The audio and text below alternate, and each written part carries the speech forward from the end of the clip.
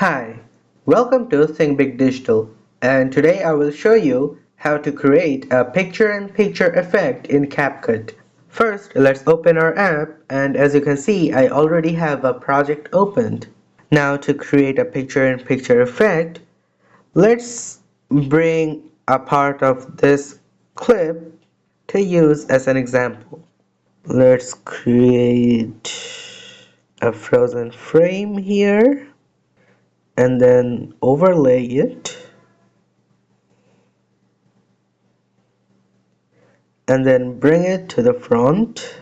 Now you have to remember that the picture-in-picture effect only works on the top clip of the video. Now let's select the clip and go to mask.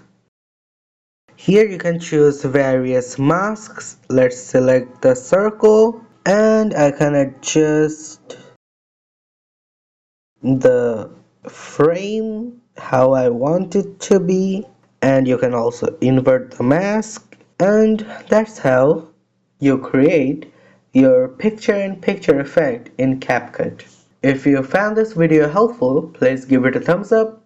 If you have any questions, comment below and we'll be more than happy to answer it for you. And if you want to see us more on your For You page, subscribe to our channel.